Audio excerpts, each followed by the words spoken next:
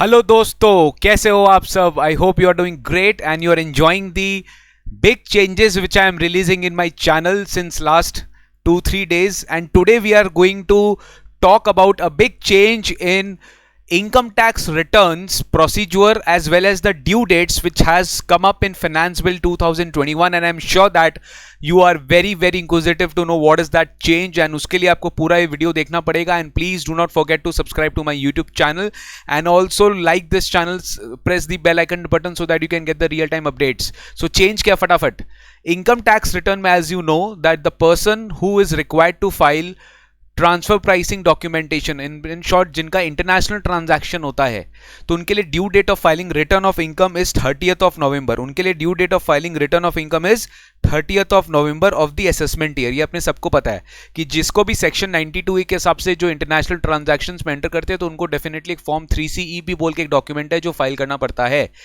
तो उनके लिए ड्यू डेट है 30th November of the assessment year. ठीक है, ये उनके लिए है जो फॉरेन ट्रांजैक्शंस करते हैं, अमेंडमेंट उनके लिए. उसके बाद भी अपडेट्स आएगा जो सबके लिए अमेंडमेंट होगा. तो ये ध्यान से सुनो, जो इंटरनेशनल ट्रांजैक्शंस करते हैं 30th November of assessment year तक उनका रिटर्न फाइलिंग ड्यू डेट है. उनके ऊपर एक छोटा सा चेंज है कि अगर कोई पार्टनरशिप फर्म है और वो इंटरनेशनल ट्रांजैक्शन कर रहा है, तो उस पार्टनर का भी ड्यू डेट 30th नवंबर हो जाएगा. उस पार्टनर का भी ड्यू डेट 30th नवंबर हो जाएगा, which is there in section 139 clause number AA. After जैसे including the partners of the firm being such SSE. ठीक है, including the partners of the firm मतलब जो पार्टनर्स उस फर्म के हैं उनका भी ड्यू डेट 30th नवंबर हो जाएगा. इन शॉर्ट सर, जो टैक्स ऑडिट SSE थे उनके लिए तो 31st अक्टूबर है. In fact partners of the firm जिनका टैक्स ऑडिट होता है या अदर लॉ में ऑडिट होता है उनका भी 31st अक्टूबर था. बट वो SSE जिनका 92A में ट्रांजैक्शन होता है उनका 30th नवंबर था. बट मान लो अगर SSE एक पार्टनरशिप फर्म है तो उनका पार्टनर का भी ड्यू डेट क्या हो गया है 30th November of the assessment year. तो this is change number 1 which is there in the due date of filing income tax return for the international transactions SSE. Next very important change in belated return and revised return. In belated return and revised return, as you all know that under section 139 clause 4, एक return अगर आप timely file नहीं करते हो, that is 31st July, 31st October, 30th November. 31st July is for all other SSEs, 31st October is for those SSEs company या those SSEs जिनका tax audit होता है या एनी ऑडिट होता है, तो उनके लिए 31st अक्टूबर या फिर 30th नवंबर जिनका इंटरनेशनल ट्रांजैक्शन होता है. अगर ये टाइम में हम रिटर्न फाइल नहीं किए तो there is a provision of belated return that we can file under section 139(4) by the end of the relevant assessment year. जैसे कि अगर 21-22 का हम बात करें तो 21-22 का एंड क्या है 31st मार्च 22. तो 31st मार्च 22 तक हमें इनकम टैक्स रिटर्न का बिलेटेड रिटर्न, जो बिलेटेड रिटर्न है वो फाइल करना पड़ता था, और before the completion of assessment whichever is earlier. Assessment complete होगा या 31st March of the relevant assessment year, दोनों में से जो भी पहले डेट आ जाता वहां तक अपने को बिलेटेड रिटर्न फाइल करना पड़ता था. इसमें एक इंपॉर्टेंट चेंज है जो बोलता है कि 3 months प्रायर टू, मतलब सर रेलिवेंट असेसमेंट ईयर का एंड नहीं, अब उसके 3 महीना पहले तक आपको कम से कम बिलेटेड रिटर्न फाइल करना पड़ेगा. मतलब अब डेट हो गया है 31st दिसंबर. Now the date is 31st December. यानी सोचिए आपका इस ईयर का रिटर्न आप असेसमेंट ईयर में फाइल करते हो, राइट? असेसमेंट ईयर में कब? 31st जुलाई या 31st अक्टूबर या 30th नवंबर, व्हाटएवर.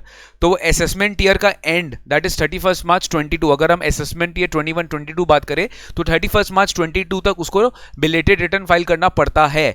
लेकिन इस केस में मैं एग्जांपल दे रहा हूं, इस केस में उसको 31st मार्च 22 नहीं मिलेगा. अब उससे 3 महीना पहले यानी 31st दिसंबर, यह हो गया 31st दिसंबर 21. क्या हो गया 31st दिसंबर 21. 31st दिसंबर 21 तक इसे अपना क्या बोलते हैं बिलेटेड रिटर्न फाइल करना पड़ेगा. मतलब सर बिलेटेड रिटर्न का टाइम लिमिट अब क्या हो गया, रिड्यूस हो गया है, 3 मंथ से रिड्यूस हो गया है. उसके बाद आप बिलेटेड रिटर्न फाइल ही नहीं कर सकते मेरे दोस्त, नहीं कर सकते.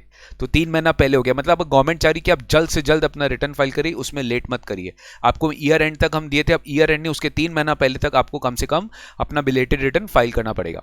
नेक्स्ट सेम कॉन्सेप्ट है रिवाइज रिटर्न का. In case you have any mistake in the return, तो आप अपना रिटर्न डेफिनेटली क्या करते हो, रिवाइज करते हो. उसका भी प्रोविजन ये था कि and of the relevant assessment year तक आप रिवाइज कर सकते हो, और completion of assessment whichever is earlier, इसके पहले आप रिवाइज कर सकते हो. इसमें भी सेम चीज आ गया. गवर्नमेंट ने इसमें भी 3 मंथ्स पहले तक का आपको टाइम दिया. यानी कि अगर आपको रिवाइज भी करना है ना रिटर्न, जो भी आप फाइल किए हो, चाहे वो आप ओरिजिनल रिटर्न फाइल किए हो, चाहे वो आप लेट से रिटर्न फाइल किए हो, कभी भी फाइल किए हो, आपको इस डेट डेट के बाद आप रिटर्न रिवाइज नहीं कर सकते. That is within 3 months before the end of the relevant assessment year और completion of assessment whichever is earlier. 3 महीना पहले आपको इसका रिटर्न रिवाइज करना पड़ेगा. पहले क्या होता था पता है, साल भर बाद 2 साल बाद लोग रिवाइज ही करते रहते थे. इतना इजी प्रोविजन था. बट अभी देखिए गवर्नमेंट इस पे ध्यान दे रहा है और स्ट्रिक्ट कर रहा है, और दैट इज ऑल्सो गुड. अपना रिटर्न को प्लीज जल्दी फाइल करने का कोशिश करिए, ज्यादा जल्दी कैलकुलेशन का कोशिश करिए. डू नॉट डिले, बिकॉज इसके ऊपर बहुत सारा पेनल्टी आ सकता है. नेक्स्ट है कॉन्सेप्ट है डिफेक्टिव रिटर्न का. बहुत ज्यादा बड़ा चेंज नहीं है इसमें. डिफेक्टिव रिटर्न में जैसे गवर्नमेंट ने ना बहुत सारा रीजंस दिया है, बहुत सारा रीजंस दिए कि कब आपका रिटर्न को डिफेक्टिव माना जा सकता है. राइट तो उसमें से जैसे आपने कोई एनेक्शर अपलोड नहीं किया, कि आपने कोई डिटेल्स ठीक से भरा नहीं, ड्यूली फिल्ड इन नहीं है, तो इसमें गवर्नमेंट ने सीबीडीटी को पावर दिया है. Central board of direct tax जब चाहे एक नोटिफिकेशन निकाल सकती है और स्पेसिफाई कर सकती है कि कोई भी उनमें से जो कंडीशन डिफेक्टिव रिटर्न के लिए लगता है वो नहीं लगेगा कि स्पेशल क्लास ऑफ एसएससीज के लिए, और लगेगा भी तो कुछ मॉडिफिकेशंस के साथ लगेगा जो नोटिफिकेशन में गवर्नमेंट लेकर आएगी. अभी तक ये नोटिफिकेशन के हम बारे में जानते नहीं है.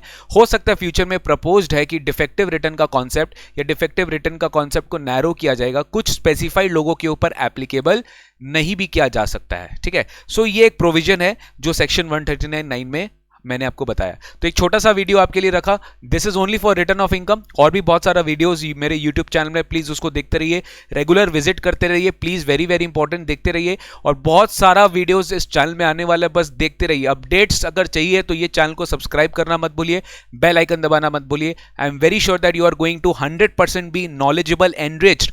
बैठे बैठे घर पे बैठे बैठे मेरे वीडियोस को देखते देखते आप इजिली इसको एनरिच कर सकते हो. Right, and this is pure as per the law जो मैं आपके सामने खोल के रखा हूं. मैं अपना ज्ञान नहीं दे रहा, मैं लॉ को पढ़ के इंटरप्रेट करके आपको बता रहा हूं. हाँ ऑब्वियसली इस पे हो सकता है कि डिफरेंट इंटरप्रेटेटिव व्यूज हो, बट कुछ केसेस ऐसे कि इसमें कोई डाइवर्जेंट व्यूज पॉसिबल नहीं है गाइस. तो आई होप आपको अच्छा लगा होगा. ये वीडियो अच्छा लगा तो प्लीज सब्सक्राइब करना, और अपने दोस्तों के साथ, फ्रेंड्स के साथ, बिजनेसमैन के साथ, अपने प्रोफेशनल्स के साथ, सबके साथ इस वीडियो को शेयर करना. Thank you so much. Bye bye and see you very soon. Take care.